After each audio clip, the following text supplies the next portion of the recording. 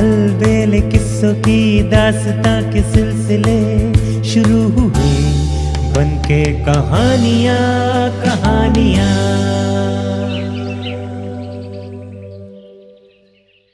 आइए सुनते हैं कुछ शेख चिल्ली की कहानियां। शेख चिल्ली के ख्याली पुलाव। एक दिन शेख चिल्ली की अम्मी ने उनसे कहा, बेटे अब तुम बड़े हो गए हो, तुम्हें काम धंधा करना चाहिए। क्या करूं? कोई भी काम करो, लेकिन मुझे तो कोई काम आता ही नहीं। फिर मुझे कौन काम पर रखेगा? कुछ न कुछ तो करना ही पड़ेगा बेटे। तू खुद ही सोच कि मेरी बूढ़ी काया तेरा बोझ कब तक उठाएगी। आप ऐसा कहती हैं तो ठीक है, मैं काम की तलाश में चला जाता हूं। आप बढ़िया सा भोजन बनाइए, मैं खा पी कर चला जाऊंगा। अभी बना देती हूं। कहते हुए शेख चिल्ली की अम्मी ने उनके लिए बढ़िया बढ़िया पकवान बनाए और खिला पिलाकर उन्हें नौकरी की तलाश में भेज दिया। वो मस्ती में झूमते हुए घर से बाहर निकल पड़े। उनके दिमाग में नौकरी और मजदूरी करने का सपना घूम रहा था। रास्ते में एक व्यक्ति मिला। वो अंडों का झाबा सिर पर रखे हुए बड़ा परेशान था। बोझ के मारे उसके कदम लड़खड़ा रहे थे। उसने शेख को देखते हुए कहा, ए भाई, मजदूरी करोगे? बिल्कुल करूंगा, बंदा तो मजदूरी की तलाश में ही है। तो मेरा ये झाबा ले चलो, इसमें अंडे हैं। तुम इसे मेरे घर तक पहुंचा दोगे तो मैं तुम्हें 2 अंडे दूंगा। सिर्फ 2 अंडे? हां, कम नहीं है। जरा सोचो तो सही, 2 अंडों से तो इंसान का भाग्य ही बदल सकता है। और मेरा घर भी पास में ही है। ठीक है, मैं चलता हूं। कहकर शेख ने अंडों का झाबा सिर पर रख लिया। 2 अंडों से भाग्य बदलने की बात गहराई तक उसके दिमाग में बैठ गई थी। शेख चिल्ली सेठ के साथ जैसे जैसे आगे बढ़ते गए, उनके दिमाग ने हवाई किले बनाने शुरू कर दिए। वो सोच रहे थे, ये मुझे 2 अंडे देगा। इन 2 अंडों से 2 चूजे निकलेंगे। चूजे बड़े होकर मुर्गी और मुर्गा बनेंगे। मुर्गी रोज अंडे देगी, बच्चे बनेंगे। कुछ दिनों में बहुत सी मुर्गियां हो जाएंगी। वे सभी अंडे दिया करेंगी। अंडे बेचने से बहुत आमदनी होगी। फिर तो पैसों की कमी नहीं रहेगी। शानदार बंगला बनवाऊंगा, बहुत सी जमीन खरीदूंगा, भैंस खरीद कर डेयरी बनाऊंगा, दूध बेचूंगा, दूध और अंडों का थोक व्यापारी बन जाऊंगा। इस प्रकार पूरे इलाके में मेरी धाक जम जाएगी। जब पास में दौलत हो जाएगी तो बड़े बड़े लोग अपनी बेटियों के रिश्ते लेकर आएंगे। किसी नवाब की बेटी से शादी करूंगा। मां भी क्या याद करेगी कि कैसा मेहनती और अक्लमंद मेरा बेटा है। जब शादी होगी तो बच्चे भी जरूर होंगे। बच्चे 1 दर्जन से कम नहीं होने चाहिए। पड़ोसी के 8 बच्चे हैं, उससे ज्यादा होने चाहिए। इसलिए जरूरी है कि कभी झगड़ा हो गया तो मेरे बच्चे पिटेंगे नहीं, उसके बच्चों को ही पीट कर आएंगे। लेकिन पड़ोसी के बच्चे आपस में लड़ते हैं, तो क्या मेरे बच्चे भी आपस में लड़ेंगे? जरूरी है कि लड़ेंगे। जब लड़ेंगे तो रोएंगे, शोर करेंगे, मेरे पास अपनी शिकायत लाएंगे। मैं परेशान भी हो जाऊंगा। तब मेरा वो खराब हो जाएगा। वो जो बड़े लोगों का अक्सर खराब होता है, यानी वो जो बड़े आदमी कहते हैं कि उनका वो खराब हो गया, मैं भी बड़ा आदमी बन जाऊंगा उस वक्त। इसलिए मेरा भी तो वो खराब हो जाएगा। बच्चों के शोर, झगड़े और अपने पास शिकायत लेकर आने से। लेकिन वो जो होता है उसका नाम तो याद नहीं आता। क्या इस सेठ से पूछ लो? नहीं नहीं, मैं इतना बड़ा आदमी हो गया हूं तो क्या एक मामूली शब्द को भी औरों से पूछूंगा? नहीं पूछूंगा। याद करता हूं। हां, याद आया, मूड। जब बच्चे शोर करते हुए आएंगे, अब्बा, असलम ने मेरा कुर्ता फाड़ दिया। अब्बा जान, तौफीक ने मेरी आंखों में संतरे के छिलके का रस डाल दिया। सपने में डूबे शेख ने बहुत जोर से उछलकर खामोश कहा और पैर रास्ते में पड़े एक पत्थर पर टकराया और वो धड़ाम से झाबे समेत जमीन पर जा गिरा और सारे अंडे फूट गए। सेठ साहब माथा पकड़कर बैठ गए और चारों ओर देखते हुए बोले, अरे बदमाश, तन्ने म्हारो इतो बड़ो नुकसान कर दियो, म्हारो 100 रुपए के अंडों को फोड़ दियो। शेख रोते हुए बोला, सेठ तुम्हारा तो 100 रुपए का ही नुकसान हुआ है, जिन्हें तुम 2-4 रोज में फिर कमा लोगे। मेरा तो बहुत बड़ा नुकसान हो गया। मेरा सारा परिवार और व्यापार ही खत्म हो गया।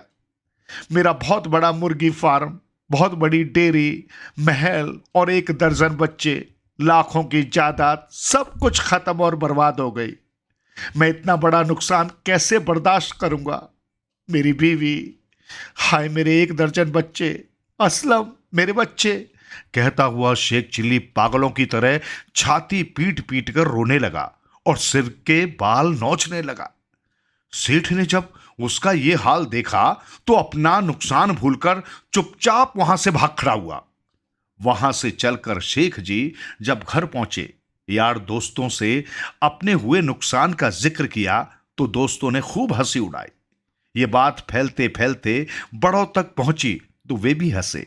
उसके बाद मूर्खों की दुनिया में एक और नाम जुड़ गया, शेख चिल्ली। शेख चिल्ली की मां उसे हर तरह से समझाकर हार गई कि अब वो बड़ा हो गया है और उसे चतुराई भरी समझदारी की बातें करनी चाहिए। बेचारा शेख चिल्ली हर बार अपनी मां के सामने सिर हिलाकर हामी भर देता। उसकी ये समझ में ही नहीं आता कि हर कोई उसे भोंदू व मूर्ख आखिर क्यों समझता है। शेख चिल्ली को अपने में कोई कमी दिखाई नहीं देती थी। उसका सोचना था कि वो भी औरों जैसा ही है। अब की बार शेख चिल्ली ने यह तय कर लिया कि वो दुनिया को दिखा देगा कि वो भी चतुर व स्याना है, वो किसी को भी बुद्धू बना सकता है। यही सोचकर वो घर से निकल चला। कुछ देर बाद उसे रास्ते में खट्टा कट्टा दमंग किस्म का आदमी टकरा गया। वो बोला, तुम चिल्ला गांव के हामिद हुसैन ही हो ना? शेख चिल्ली ने मुस्कुराते हुए स्वीकारने वाले अंदाज में अपनी गर्दन हिला दी। वो दमंग आदमी फटकार भरे स्वर में बोला, याद है तुम्हें वो बकरी जो तुमने मुझे पिछले महीने ही बेची थी? पहली रात को ही भाग गई। मुझे लगता है वो तुम्हारे पास ही लौट गई होगी। जरूर उस चालाक बकरी को तुमने बार बार बेचकर कई लोगों को उन्हें चूना लगाया होगा। सुनकर शेख चिल्ली मुस्कुराने लगा। फिर अचानक वो जोर से हंस पड़ा। ये देखकर उस दबंग आदमी का गुस्सा सीधे 7वें आसमान पर जा चढ़ा। उसने शेख चिल्ली को ऐसा जोरदार थप्पड़ जड़ा कि वो चारों खाने चित नीचे जमीन पर जा गिरा। वो गुर्राया, तुम अपनी बकरी अपने पास ही रखो, मुझे मेरे 15 रुपए वापस कर दो। अब शेख चिल्ली खीसे निपोड़ता हुआ बोला, मेरी तलाशी ले लो, मेरे पास रुपए नहीं हैं। कहते हुए उसने अपनी खाली जेबें बाहर की ओर उलट दी। शेख चिल्ली का मुस्कुराना जारी था। दबंग आदमी फिर गुर्राया, मेरे पैसे वापस कर। यह सुनकर शेख चिल्ली बुक्का फाड़कर हंस पड़ा। दबंग आदमी का चेहरा गुस्से से लाल हो गया। उसने शेख चिल्ली पर लात घूंसे चलाने शुरू कर दिए, लेकिन उस मिट्टी के माधो पर कोई असर न पड़ा। शेख चिल्ली पर तो जैसे हंसी का दौरा सा पड़ गया था। वहां इकट्ठा हो चुके लोग भी चुप ही रहे। कोई बीच में न बोला, क्योंकि शेख चिल्ली मदद मांग ही नहीं रहा था। दबंग आदमी के हाथों उसका पिटना जारी था। उसके कपड़े चीथड़ों में बदल चुके थे, लेकिन हंसना अब भी जारी था। शेख चिल्ली की हालत खस्ता हो चुकी थी। शरीर में जहां तहां से खून बह चला था। इधर जब उससे मारते मारते वो दबंग आदमी थक गया तो बड़बड़ाता हुआ चला गया।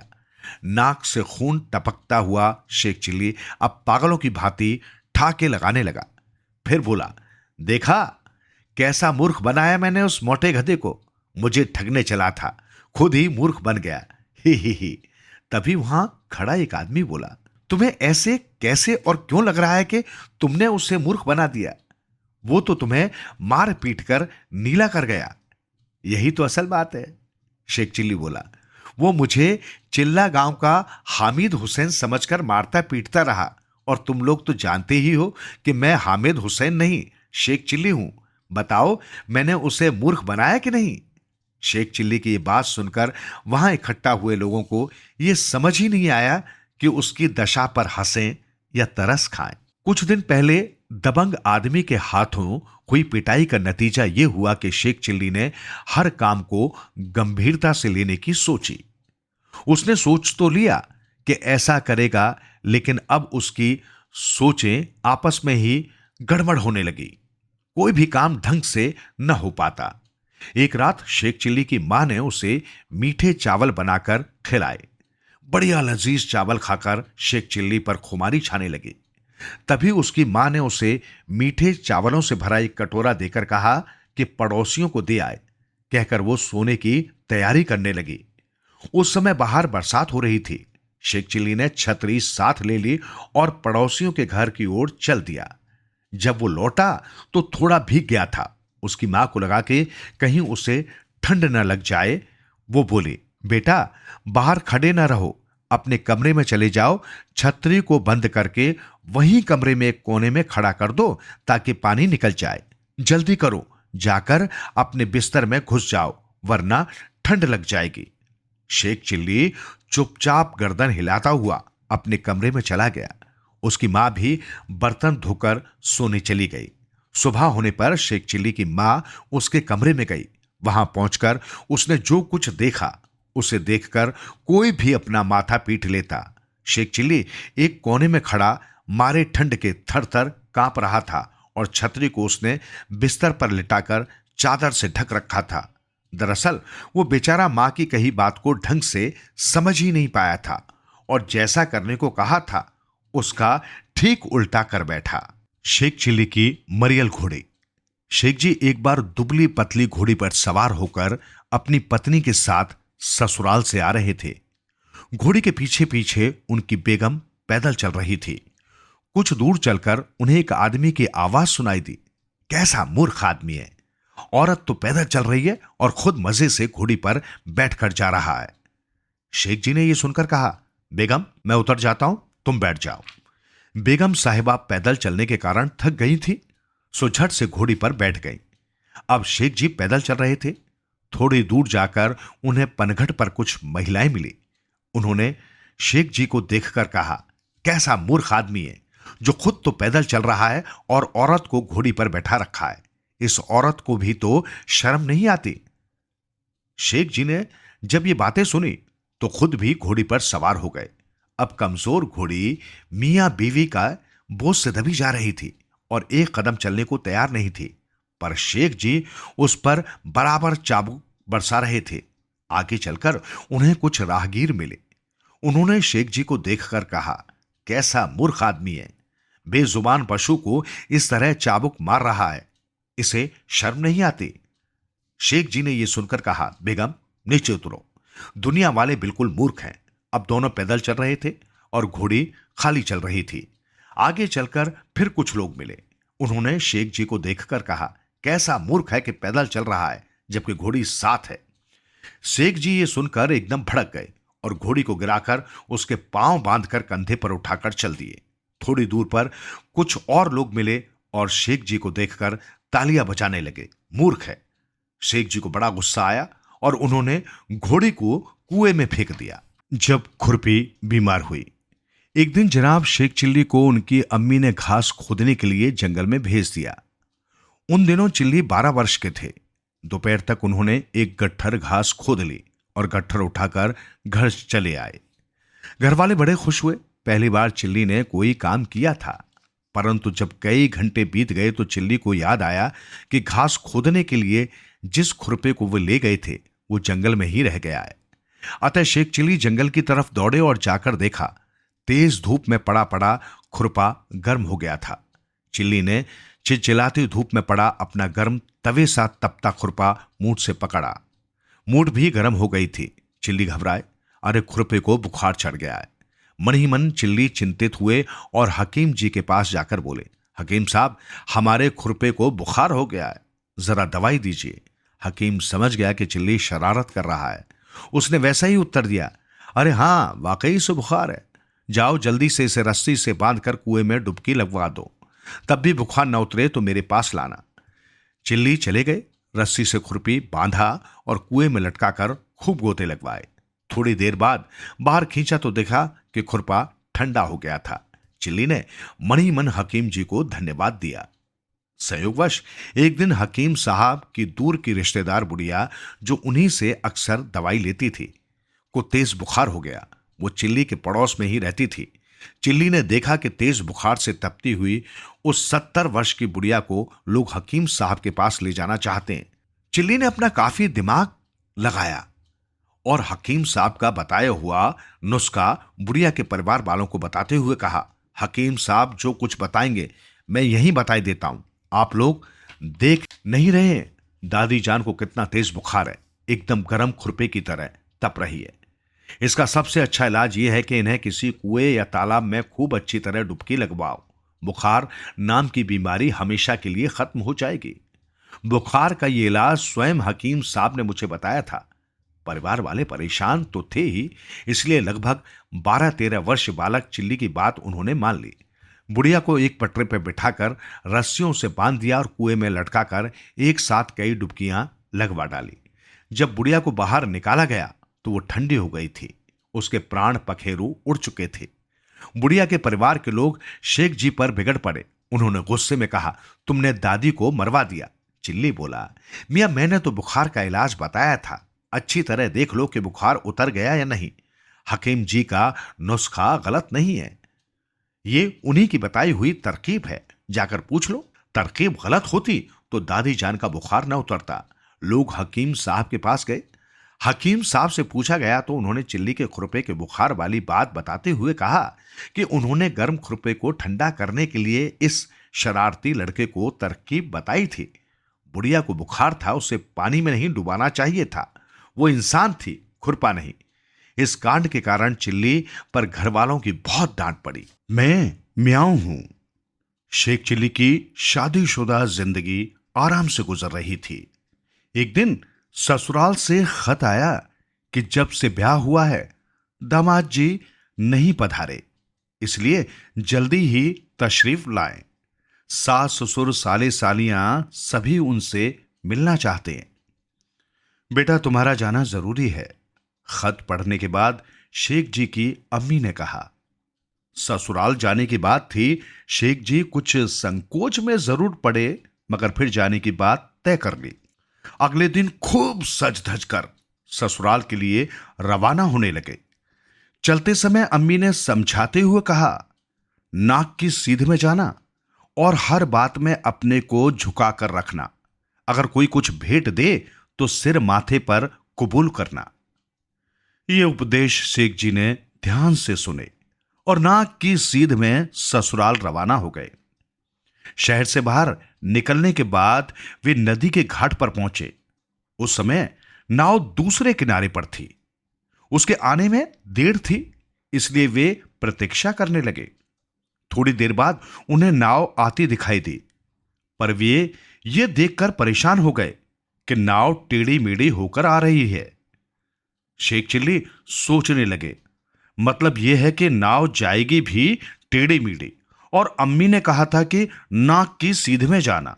उन्होंने मन ही मन सोचा और इस सोच के साथ ही वे जूते सहित पानी में छलांग लगा बैठे। नाक की सीध में तैरते हुए पार पहुंचे। आगे भी सीधे रास्ते पर चले। खेतों जंगलों में घुसते नाक की सीध का ध्यान रखते हुए ससुराल पहुंचे। वहां पहुंचते ही उनका ठीक वैसा ही स्वागत हुआ जैसा नए नए आई जमाई का होता है। तमाम सगे संबंधी उनसे मिलने आए। दामाद का परिचय कराया।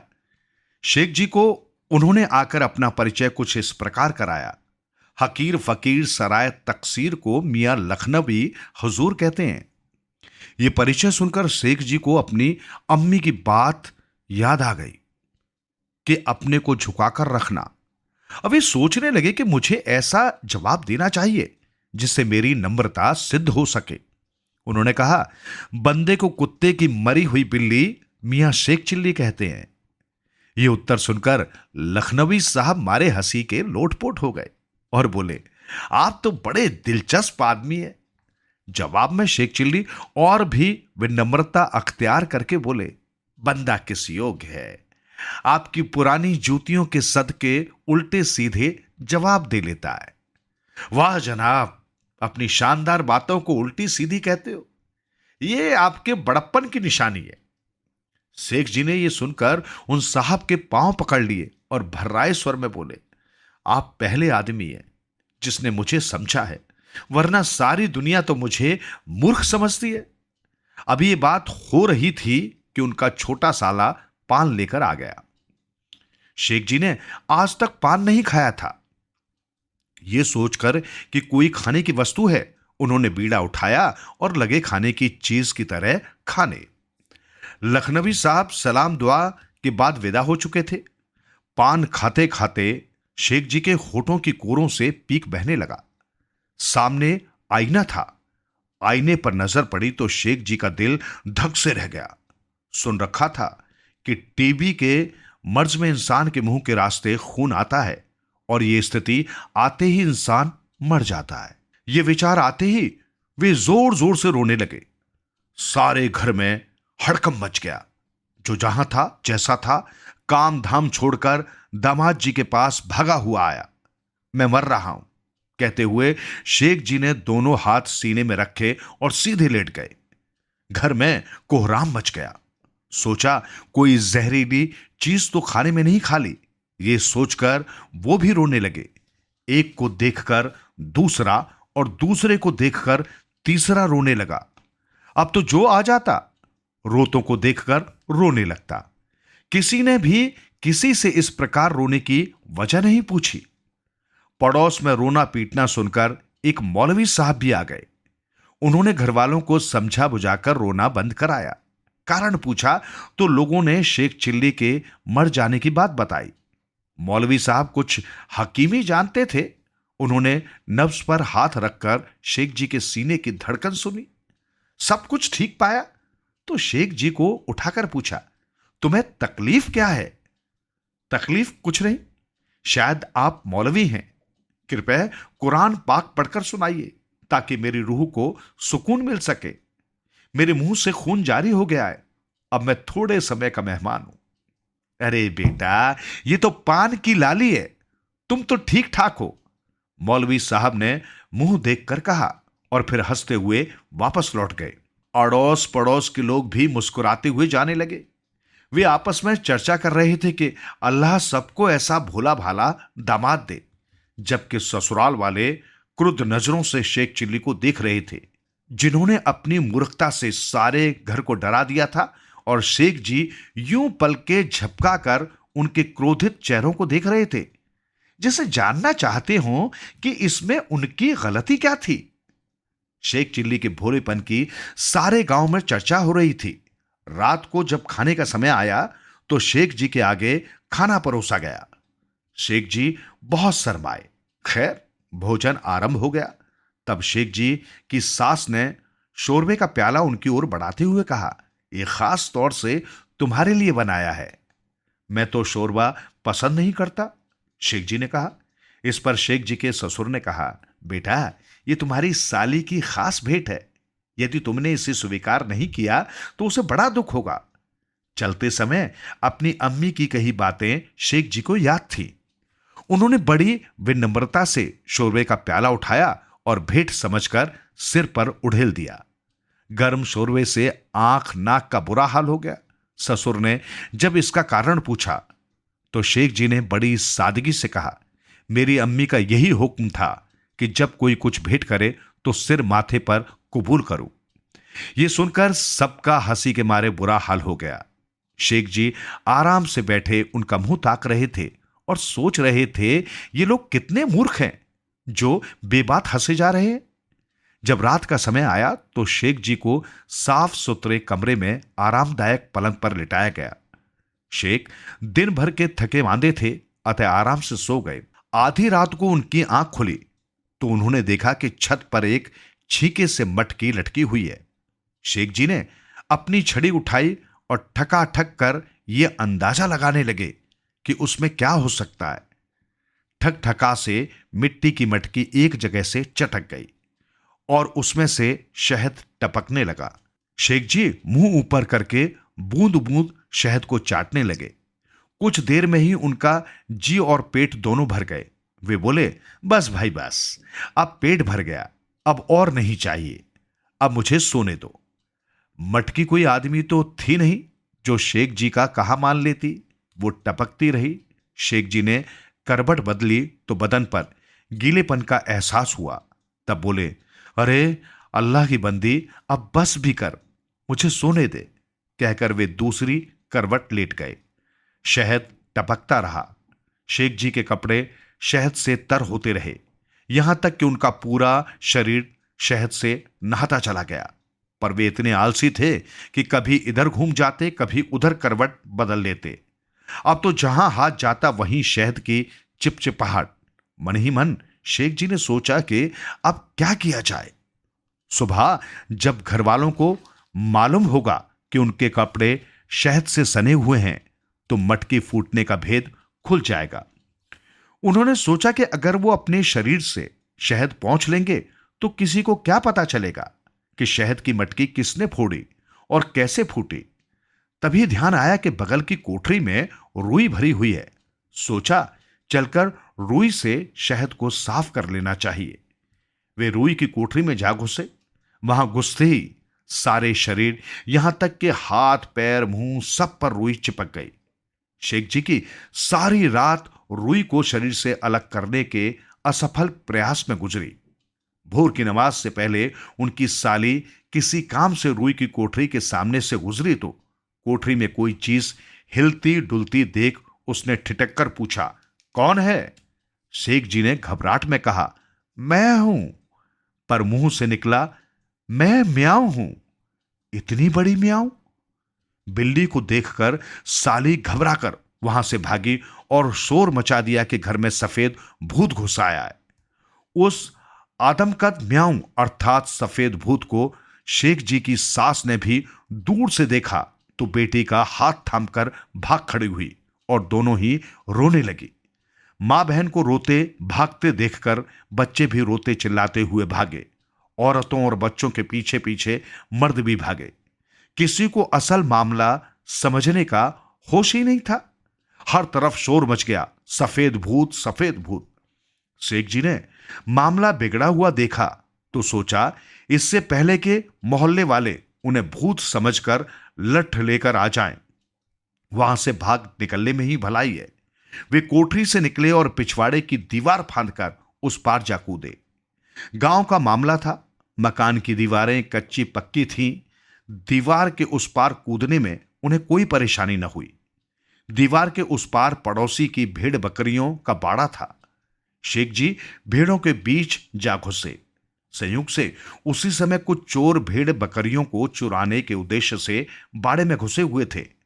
उन्होंने पड़ोस में शोर की आवाज सुनी तो लपक झपक कर जैसे तैसे एक एक भेड़ अपनी बगल में दबाई और भाग लिए।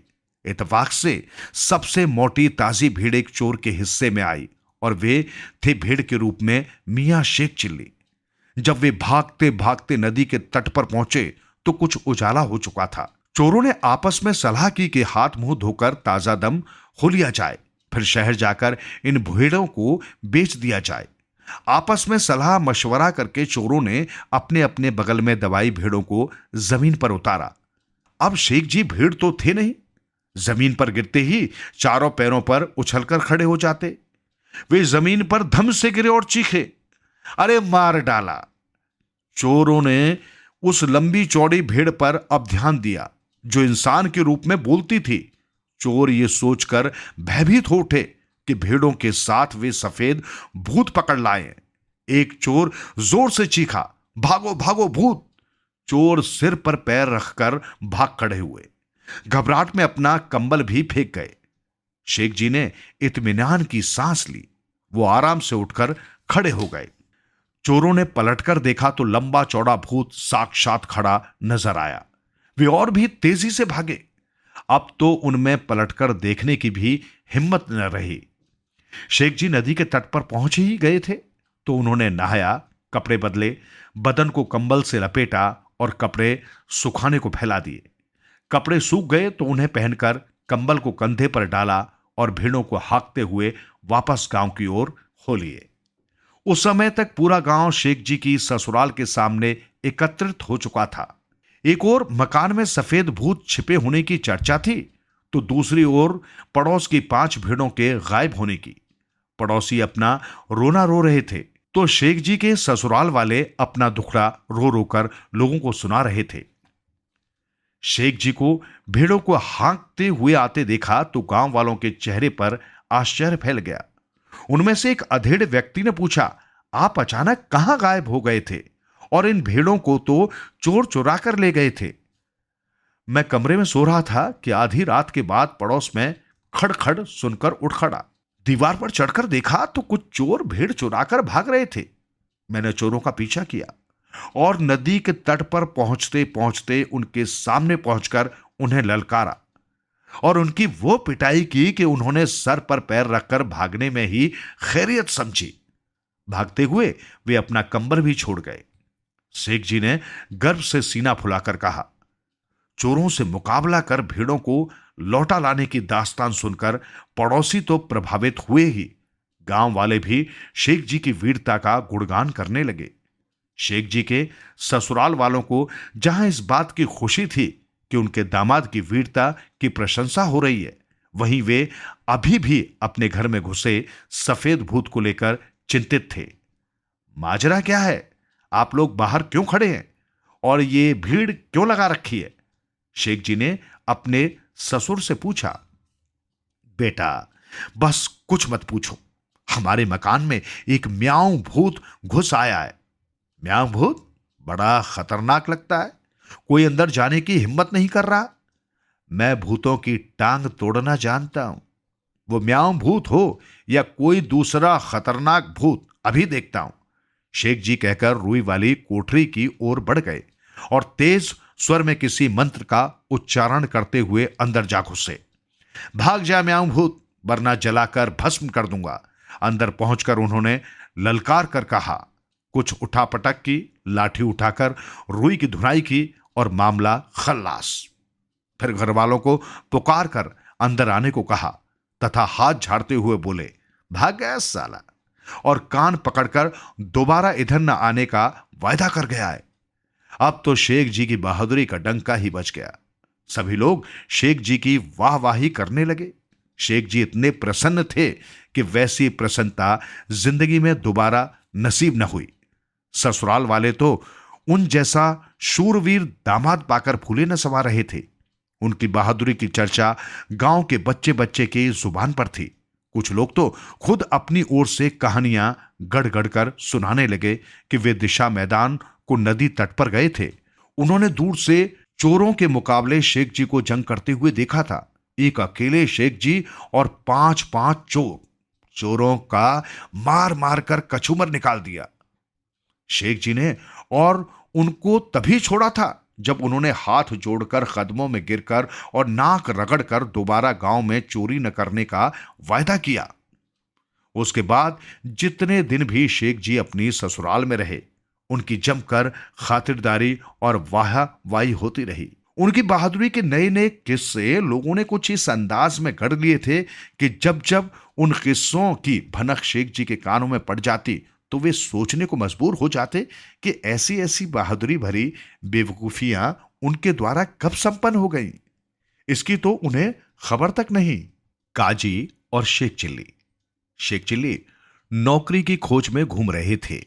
एक दिन उन्हें अपने 3 दोस्त मिले जिनके कान थोड़े थोड़े कटे हुए थे। शेख जी ने पूछा, अरे तुम तीनों भाइयों के कान कैसे कट गए? कुछ मत पूछो, दोस्तों ने कहा। फिर भी बताओ तो। बड़ा भाई बोला, एक काजी जी हैं, वे जिसे नौकर रखते हैं ये तय कर लेते हैं कि अगर काम छोड़कर भागोगे तो कान कटवाने पड़ेंगे, अगर वे खुद निकालेंगे तो कान कटवाने को तैयार हैं। हमसे पहले छोटा गया था और कान कटवा आया, फिर ये गया मझला होशियारी दिखाने, ये भी कटवा कर आया। बाद में मैं गया कि मैं देखता हूं वो कितना चालाक है। मैं उसी के कान काटने गया था, परंतु लौटा अपने कान कटवाकर। वो कौन है? शेख चिल्ली ने पूछा। काजी है। कहां रहता है? पता बताओ, मैं जाता हूं, मुझे नौकरी की तलाश भी है। शेख जी ने कहा। उन्होंने शेख जी को काजी का पता बता दिया। शेख जी बड़े खुश हुए। चलो, आसानी से काम मिल गया। यार, तुम क्यों कान कटवाना चाहते हो? मत जाओ, रहने दो। दोस्तों ने समझाने का प्रयास किया। मैं जरूर जाऊंगा। और शेख चिल्ली काजी के पास आ गए। काजी ने प्रश्न किए, तो तुम नौकरी के वास्ते आए हो? जी हां। नाम शेख चिल्ली। उम्र 23 वर्ष 6 महीने 7 दिन और 5 घंटे। काजी चौंके कि जो आदमी उम्र के मामले में ही घंटों मिनटों तक का हिसाब बता रहा है, वो आदमी आगे चलकर कितना चालाक सिद्ध होगा। नौकरी करोगे? इसलिए तो आया हूं। हम तुम्हें 50 रुपया और रोटी कपड़ा देंगे, मंजूर है? हमारी एक शर्त है। बोलिए। नौकरी छोड़कर भागोगे तो कान कटवाना पड़ेगा और हम खुद निकालेंगे नहीं। आपने निकाल दिया तो क्या? तो आपको भी कान कटवाने पड़ेंगे और साथ ही वर्ष भर की तनख्वाह अलग से देनी होगी। हमें मंजूर है। ठीक है हुजूर, आज से ही काम शुरू करता हूं। काम समझा दीजिए, क्या क्या करना होगा। हमारी और हमारी बीवी की सेवा के साथ साथ खेती की भी देखभाल का काम, बच्चों की देखभाल, बाकी वही सब कुछ काम जो घरों के होते हैं, मैं करूंगा हुजूर। शेख नौकरी पर लग गया। रात को जब सोने लगे तो काजी ने आवाज दी, मियां शेख। जी हुजूर, अभी आया। जल्दी आओ, बच्चे को नाली पर पाखाना कराओ। शेख बच्चे को बाहर ले आए और नाली पर बिठाकर बोले, काजी साहब ने पाखाना करने के लिए कहा है, पेशाब करने का हुक्म नहीं है। इसलिए बच्चों, पेशाब मत करना। पेशाब करोगे तो कान खींच दूंगा। बच्चा घबरा गया। डर के मारे उसे न पाखाना आया और न पेशाब कर सका। रात को बेचारे का पाखाना और पेशाब दोनों बिस्तर पर निकल गई। जब माता पिता की डांट पड़ी तो बालक ने बताया कि चिल्ली ने पेशाब नहीं करने दिया और पेशाब किए बिना पाखाना नहीं आया। जोर लगाते ही दोनों साथ साथ आते थे। काजी समझ गया कि यह नया नौकर काफी चालाक आदमी है। कान भी काटेगा और 1 साल की तनख्वाह भी लेकर जाएगा। अगले दिन शेख ने पूछा, आज क्या काम करना है सरकार? आज और काम तो बाद में बताएंगे, पहले नहाने के लिए गर्म पानी करके दो। अच्छा हुजूर। यह कहकर शेख ने नहाने के लिए पानी गर्म कर दिया। पानी इतना गर्म था कि जब काजी साहब नहाने लगे तो शरीर जल गया और चीख पड़े, हाय रे, जल गया, मार डाला कमबख्त ने, उल्लू के पट्टे शेख, इतना गर्म पानी क्यों किया? आइंदा नहीं करूंगा। काजी और काजी की पत्नी दोनों ही शेख से परेशान हो गए थे। काजी की बीवी गुस्से में लाल हो गई और बोली, जाओ तालाब से एक टोकरा भरकर चिकनी मिट्टी के ढेले लाओ। काजी ने शेख चिल्ली को आदेश दिया। अभी गया और अभी लेकर आया। टोकरा लेकर शेख जी चले गए। तालाब का रास्ता लोगों से पूछ लिया था। थोड़ी देर बाद लौटे तो काजी कचहरी चले गए थे। घर पर उनकी बेगम थी। बेगम साहिबा, कहां डालूं? शेख जी ने पूछा। मेरे सिर पर। गुस्से से तिलमिलाकर बेगम चीख पड़ी। बड़े इत्मीनान से शेख ने बेगम के सिर पर टोकरा उलट दिया। बेगम चिल्ला पड़ी, सिर में चोट लगी, सारा शरीर मिट्टी से नहा गया। शेख को गालियां दी और उससे नौकरी छोड़कर चले जाने को भी कहा। शेख ने कहा, पूरे साल की तनख्वाह और काजी जी के कान लिए बिना कैसे जा सकता हूं? यह शर्त तो नौकरी पर रखने से पहले ही तय हो चुकी थी। बेगम को गुस्सा पी जाना पड़ा। शाम तक शेख को कोई काम बेगम ने नहीं बताया। शाम को कचहरी से काजी लौटे तो बेगम ने उनसे शिकायत की। उन्होंने शेख को बुलाकर डांटा, शेख चिल्ली, तुमने बदतमीजी क्यों की? क्या किया मैंने? तुमने बेगम के सिर पर मिट्टी के ढेलों का भरा टोकरा डाल दिया, जिससे उनके सिर में चोट लग गई, सारे सिर में मिट्टी भर गई। मेरी क्या गलती है? तो किसकी गलती है? बेगम की। कैसे? मैं जब टोकरा सिर पर रखे पसीने से तरबतर हुआ तालाब से आया तो मैंने बड़े अदब और कायदे से पूछा था कि टोकरे की मिट्टी कहां डालूं। बेगम ने जवाब दिया, मेरे सिर पर डाल दो। मैंने टोकरा उनके सिर पर पलट दिया। इसमें मेरी क्या गलती है बताइए। वाकई शेख निर्दोष था। काजी जी खून का घूंट भरकर रह गए। वे न तो उसे निकालने की स्थिति में थे और न ही अब रखना चाहते थे। वे समझ गए थे ये बहुत चालाक और धूर्त है।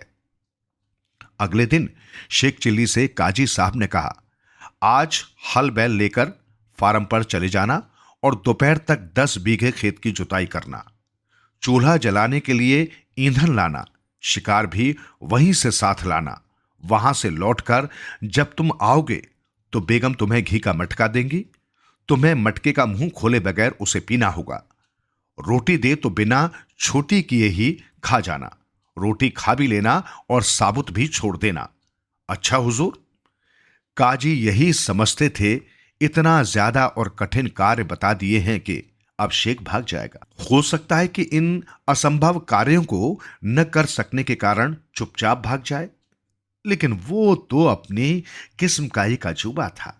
वो नहीं भागा। उसने खेत में जाकर हल बैल जोतकर दूर दूर तक गड्ढे कर डाले। थोड़ी देर में ही खेत जुत गया। हल को तोड़कर ईंधन रूप में बांध लिया। काजी जी की कुतिया साथ थी, उसे शिकार के रूप में मारकर बांध लिया। हल तोड़कर ईंधन और कुतिया मारकर शिकार लेकर शेख जी घर आए तो बेगम जल भुनकर कबाब हो गई। कुतिया को मार डाला कमीने। बेगम बोली, शिकार लाने को कहा था बेगम, यह हल भी तोड़ दिया। ईंधन लाना जरूरी था। खेत भी ऐसा ही जोता होगा, वहां जाकर देख आइएगा। अब क्या खाएगा कमबख्त, ले रोटी खा और खाकर साबुत छोड़ दे। शेख ने रोटियां थाम ली। रोटी लेकर जब वो सोच रहा था तो बेगम खुश हो रही थी। यह असंभव काम न कर पाने के कारण अब ये यहां से भागेगा। परंतु शेख जी ने रोटियों को बीच में से खा खाकर गोल घेरे के रूप में छोड़ दिया। रोटी पहिया बन गई, जैसे टायर ट्यूब, बीच खाली, चारों ओर का गोल किनारा छोड़ दिया। बेगम घबरा गई। इसने तो रोटियों के बीच का भाग खा लिया। रोटियां अब भी उतने ही घेरे में हैं, लेकिन बीच खाली हो गया है। बेगम ने घी की छोटी सी मटकी दी, जिसका मुंह ढका हुआ था। ले घी पी और मुंह भी मत खोल। ठीक है मालकिन, पीता हूं, कहकर पेंदी में सुराख करके सारा घी पी लिया। बेगम देखती रह गई। शाम को काजी आए, सारी बातें सुनी तो दंग रह गए। वे सोच भी नहीं सकते थे कि कभी ऐसे आदमी से भी पाला पड़ सकता है। काजी और उनकी बीवी ने तय किया कि इसे काम कम बताया जाए ताकि नुकसान कम हो। एक दिन घर में अचानक आटा खत्म हो गया तो बेगम ने शेख जी से कहा, जाओ कचहरी में काजी जी से जाकर कहो कि आटा खत्म हो गया है। घर पर रुपए भी नहीं है, सुबह लेने भूल गई थी। जाओ पैसे ले आओ। जाता हूं, कह शेख चला गया। कचहरी में काजी के पास जाने से सिपाही रोकने लगा तो वो दरवाजे पर से ही चिल्लाया, हुजूर के घर पर आटा नहीं है और पैसे भी नहीं है। बेगम ने कुछ पैसे मंगवाए हैं। काजी गुस्से से बुरी तरह बौखला उठे। बड़ी शर्म महसूस हुई। सिपाही को भी डांटा, जिसने उनके नौकर को अंदर नहीं आने दिया था। शाम को काजी ने बेगम को डांटा और शेख जी को भी समझाया कि घर की बातें धीरे से कहते हैं। जब भी कचहरी में आकर घर की कोई बात मुझसे कहो तो आहिस्ता से कहना। आइंदा ख्याल रखूंगा, शेख बोले। संयोगवश अगले दिन घर में आग लग गई। शेख मोहल्ले के लोगों को भी सूचना दिए बिना सीधा कचहरी पहुंच गया। मोहल्ले वाले बेगम और बच्चों का रोना पीटना सुनकर आए और आग बुझाने का प्रयत्न करने लगे। चिल्ली साहब कचहरी गए और धीरे धीरे बोले, घर में आग लग गई है। क्या बोल रहा है, सुनाई नहीं दिया मुझे, काजी बोले। हुजूर के घर में आग लग गई है, शेख और धीरे धीरे से बोले। अबे जोर से बोल कमखत, सुनाई नहीं पड़ रहा। घर में आग लग गई है, शेख जी तेज स्वर में चीखे। सुनते ही काजी बड़बड़ाया, उल्लू का पट्टा, और घर की ओर भाग लिए। उनके अन्य कर्मचारी भी उनके पीछे भागे। उन्होंने जाकर आग बुझाई। रात को शेख से काजी ने कहा, शेख तुम बहुत ही मूर्ख हो। जी हां, मैं मूर्ख हूं। तुम्हें बिल्कुल अकल नहीं है, तभी हुजूर के पास हो, क्या बकता है? जी, अरे मूर्ख, घर में आग जोर पकड़ रही थी, तू जुबान भी नहीं खोल रहा था। कमबख्त ऐसे बोल रहा था जैसे रोटी नहीं मिलती हो। हुजूर, आपने जोर से बोलने के लिए मना करते हुए कहा था कि जब भी कचहरी में आकर घर की बात कहूं तो धीरे कहूं। सब बातें एक जैसी नहीं होती गधे। आग लगने पर तो पानी फेंकना, शोर मचाना, मिट्टी रेत फेंकना चाहिए। तुम्हें यही करना चाहिए था। आइंदा ऐसा ही होगा, शेख बोला। अगले दिन काजी के लिए पानी गर्म करते समय शेख ने पानी बहुत ही गर्म कर दिया और काजी उसी पानी से नहाने लगे तो काजी जी चिल्लाए, अरे जल गया, मर गया, बचाओ बचाओ, आग लग गई शरीर में, जल गया मैं तो। काजी जी चीखे तो शेख जी तुरंत रेत मिट्टी से भरी बाल्टी उनके ऊपर फेंकने लगे, पानी फेंकने लगे। काजी जी दौड़कर कमरे में घुस गए, कपड़े पहन लिए। जब वे ठीक हो गए तो शेख साहब को बहुत डांटा, परंतु नौकरी से नहीं निकाल सकते थे। काजी और उनकी पत्नी शेख चिल्ली से तंग आ चुके थे, लेकिन करें क्या। इसी दौरान काजी साहब को अपने ससुराल से बुलावा आ गया। शेख को वे अपनी बेगम के पास इसलिए नहीं छोड़ना चाहते थे कि वो पीछे कोई बखेड़ा खड़ा कर दे। वे उसे अपने साथ ही घोड़ी पर पीछे बिठाकर ससुराल चल पड़े।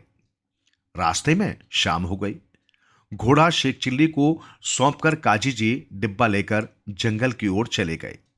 कहीं से 3 घोड़ों पर सवार 4 आदमी चले आ रहे थे। शेख चिल्ली ने उन्हें रोका और कहा, 4 आदमी 3 घोड़ों पर जा रहे हो, मेरे पास घोड़ी है, बोलो क्या दोगे इसकी कीमत? 400 रुपए। मंजूर है, लाओ।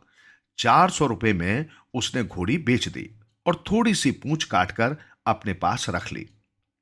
वे लोग घोड़ी लेकर चले गए तो शेख जी ने चूहे के बिल में घोड़ी की दुम डाल दी और शोर मचाने लगे, काजी जी दौड़कर आइए, घोड़ी को चूहे बिल में खींचकर ले गए। काजी साहब दौड़कर आए, काजी जी घोड़ी को चूहे बिल में खींचकर ले गए, मैंने दुम पकड़ रखी है, आप भी आइए और खिंचवाइए। झपटकर काजी जी ने भी दुम पकड़कर खींची तो पीछे की ओर लुढ़क गए, क्योंकि दुम बिल से बाहर आ गई थी। ये तो टूट गई काजी साहब, आपने झटके से खींच दी, आहिस्ता से जोर लगाना था, अब तो घोड़ी बिल में चली गई, दुम टूट गई। इस समय खुदाई करने के लिए फावड़े और कई आदमी चाहिए।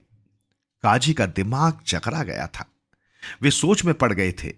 दिमाग कहता था घोड़ी बिल में नहीं जा सकती, और यह कह रहा है कि एक साथ कई चूहे मिलकर घोड़ी को बिल में खींचकर ले गए हैं। कमबख्त, तूने घोड़ी भगा दी या किसी को दे दी और तुम काटकर चूहे के बिल में फंसा दी ताकि तू मुझे बेवकूफ बना सके। अब बता, हम ससुराल कैसे पहुंचेंगे?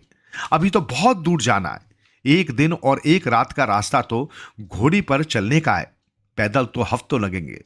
काजी गुस्से से पागल हुए जा रहे थे। अगले शहर या गांव से दूसरी घोड़ी खरीद लेंगे। आप इतने बड़े आदमी होकर छोटी बात करते हैं, आप 20 घोड़ी खरीद सकते हैं। चलो अब बात मत बनाओ। जब वे अगले शहर में आए तो सबसे पहले एक घोड़ा खरीदा, रात को उसी शहर में रुके, अगले दिन सफर शुरू किया। वे घोड़े पर बैठकर चल पड़े। काजी जी की ससुराल अभी नहीं आई थी। रात को शेख चिल्ली को तंग करने के उद्देश्य से काजी ने हुक्म दिया, सारी रात जागो, घोड़े की मालिश करते रहो, सोना बिल्कुल नहीं। जी अच्छा, कहकर शेख चिल्ली घोड़े के पास आ गया और घोड़े की मालिश करने लगा। जब काजी भी खर्राटे लेने लगे तब शेख घोड़े को लेकर चल पड़ा। पता लगाकर वो घोड़ों के व्यापारी के पास पहुंच गया, घोड़ा बेच दिया और बाजार से एक खरगोश का बच्चा खरीद लिया। खरगोश लगभग मुफ्त के दाम में मिल गया। बाकी पैसे शेख ने अपनी जेब में रख लिए और सराय में आकर खरगोश को लेकर बैठ गया। सुबह हुई, काजी जी उठकर शेख के पास आए। वहां उन्होंने देखा शेख खरगोश की मालिश कर रहा है। ये क्या कर रहे हो? मालिश? ये घोड़ा है, ये तो खरगोश है, ध्यान से देखिए, यही आपका घोड़ा है। बको मत, हुजूर रात भर मालिश करता रहा हूं, इसलिए घोड़ा घिस गया है और इतना सा रह गया है। कानों पर मैंने रगड़ नहीं लगाई, देखिए कान नहीं घिसे। शेख ने खरगोश के कान पकड़कर दिखाए। घोड़ा कहाँ है बदमाश? यही तो है हुजूर, मालिश तगड़ी हुई है। रात भर घिसते घिसते खरगोश जितना छोटा हो गया है और आपको खरगोश नजर आ रहा है, जबकि ये आपका घोड़ा है। या खुदा, कैसे बदमाश से पाला पड़ा है। मैं कहता हूं घोड़ा ला दे, वरना तुझे मार डालूंगा और नौकरी से निकाल दूंगा। शर्तनामा लिखा है हुजूर, मार पीट तय नहीं है, और नौकरी से निकालने पर 1 साल की तनख्वाह और कान चाहिए। अरे जालिम, मैं तो तुझे रख कर पछता रहा हूं। लाइए 600 रुपए और अपना कान। या मेरे खुदा, काजी ने माथा ठोक लिया और पैदल ही काजी जी ससुराल पहुंचे। घर पहुंचने पर शेख चिल्ली चुपचाप काजी की सास से मिले और बोले, हुजूर के पेट में बहुत गड़बड़ है। वे न तो पकवान खाते हैं और न मिठाइयां, सिर्फ मूंग की दाल खाते हैं। और बेटा तुम? मालकिन, मैं तो सब कुछ खा पी लेता हूं। रात को जब खाना खाने बैठे तो शेख चिल्ली के सामने खीर पूरियां थीं और काजी के सामने मूंग की दाल का कटोरा। काजी समझ गए कि यह भी शेख चिल्ली की शरारत है। मूंग की दाल पीनी पड़ी। शेख ने भर पेट माल उड़ाया। ज्यादा दाल पीने से काजी को दस्त लग गए। रात को ठीक 1 बजे काजी ने शेख चिल्ली को जगाते हुए कहा, कमीने, ठाठ से सोया है, हमारे पेट में दर्द है, हम जंगल जाएंगे, साथ चल। आज आप भी व्यर्थ में चिंता करते हैं। इधर कोने में एक मिट्टी का घड़ा रखा है, उसमें कर दीजिए। सुबह मुंह अंधेरे फेंक देंगे जंगल में। अच्छा, जी हां, मटके में। और काजी साहब ने मटके को रात ही रात में आधा भर दिया। सुबह पांव फटते अंधेरे अंधेरे में शेख को जगाकर काजी बोले, दिन निकलने वाला है, अब ये गंध से भरा घड़ा चलो फेंकने के लिए। गंध से भरा घड़ा मैं ले चलूं? देखिए काजी जी, ये काम तय नहीं था, ये नौकर का नहीं भंगी का काम है।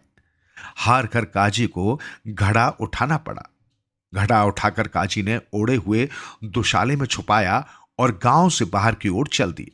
सोचा कि किसी खेत में फेंक देंगे, परंतु मकान से बाहर निकलते ही शेख साहब ने काजी के बड़े साले को जगा दिया और कहा, काजी साहब तो नाराज होकर जा रहे हैं, वे रात भर दर्द से पीड़ित रहे हैं और आप सोते रहे।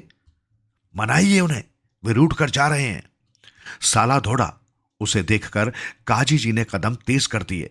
गांव से निकलते ही साले ने काजी को पकड़ लिया और बोला, जीजा जी, जो गलती हो गई उसकी हम माफी चाहते हैं, वापस चलिए।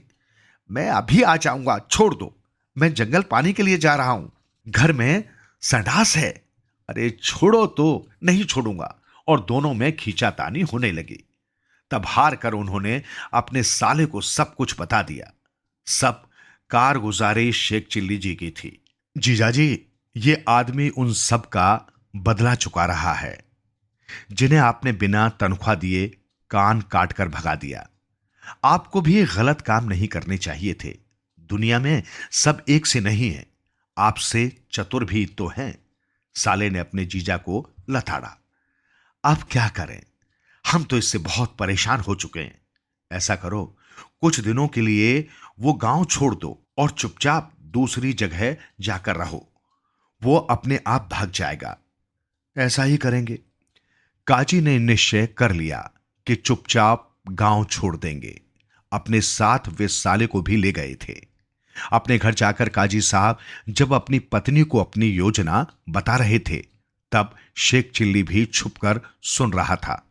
बच्चों को तो अपने भाई के साथ अपने मायके भेज दो और हम दोनों चुपचाप कल रात के समय सिर्फ एक बड़े संदूक के साथ निकल चलेंगे। सीधे लखनऊ चलेंगे और किसी सराय में ठहर जाएंगे। संदूक में रास्ते का खाने पीने का सामान भी रख लेना। यहां से सीधे रेलवे स्टेशन पर पहुंचना है। पैदल चलेंगे। संदूक में सर पर लेकर चलूंगा, किसी से जिक्र तक नहीं करना है। कल सुबह बच्चों को भेज दो। काजी बड़ी धीमी आवाज में बेगम को अपनी योजना समझा रहे थे। ऐसा ही हुआ। बच्चों को काजी का साला ले गया। कचहरी से काजी जी ने हफ्ते भर की छुट्टी ले ली। रात को तैयारी कर ली बड़े संदूक में खाने का और दूसरा आवश्यक सामान रख लिया। लेकिन जब काजी ने रात को 2 बजे संदूक सिर पर रखा तो बोले, बहुत वजन है, क्या भर दिया? कपड़े लत्ते और खाने पीने का सामान है, बेगम बोली। खैर, जैसे तैसे काजी जी ने संदूक उठाया और चल दिए। काजी जी संदूक उठाए चले जा रहे थे। बोझ के मारे पैर लड़खड़ाने लगे। थोड़ी ही दूर चलने पर थक गए। अभी स्टेशन दूर था। एक स्थान पर सुस्ताने के लिए उन्होंने पत्नी की मदद से संदूक उतारकर जमीन पर रख दिया। उतरवाते समय बेगम साहिबा ने महसूस किया कि संदूक में उन्होंने इतना वजन तो नहीं रखा था, फिर इसका वजन कैसे बढ़ गया? संदूक खोला गया तो शेख चिल्ली मियां उसी में थे। शेख चिल्ली ने उठते हुए कहा, मैं काजी साहब को आदाब अर्ज करता हूं। काजी और बेगम की आंखें फटी की फटी रह गईं। ऐसा भी हो सकता था, इसकी तो उन्होंने सपने में भी कल्पना नहीं की थी। उनकी हवा खुश्क हो गई। शेख चिल्ली मुस्कुरा रहा था। कमीना यहां भी आ गया। मैं भी कहूं संदूक में इतना बोझ कैसे बढ़ गया? बेगम के स्वर में क्रोध कम, आश्चर्य अधिक था। शेख चिल्ली, तुम हमारा पीछा छोड़ दो भाई। काजी जी लगभग गिड़गिड़ाने लगे। 1 साल की तनख्वाह और कान कटवाइए हुजूर। आपने बहुत लोगों को कई कई महीने तक काम कराने पर दाम नहीं दिए और कान काटकर भगा दिया। ये जुल्म ही तो है। आपको नसीहत मिल गई और गलती का एहसास हो गया। साल भर का वेतन दीजिए, बिना कान काटे चला जाऊंगा। शेख चिल्ली मुस्कुराते हुए कह रहा था, तुम 2 साल का वेतन लेकर भी पीछा छोड़ दो तो मैं एहसान मानूंगा। ठीक है, दे दीजिए, मैं चला जाऊंगा। काजी ने साल भर का वेतन दे दिया। 400 रुपए में घोड़ा घोड़ी बेची थी और 600 रुपए काजी से लेकर शेख चिल्ली ने घर की ओर रुख किया।